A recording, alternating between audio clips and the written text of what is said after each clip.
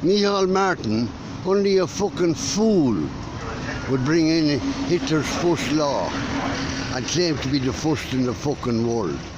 You're a fucking dunce.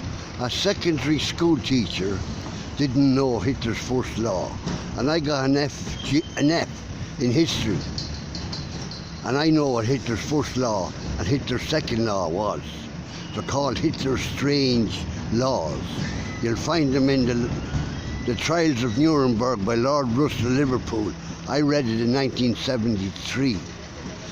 A square round these things called Hitler's strange laws. That was his first law and his second law. The mark of Cain, the mark of the devil.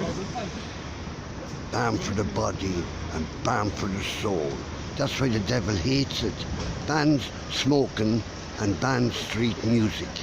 You're all fucking dead scumbags.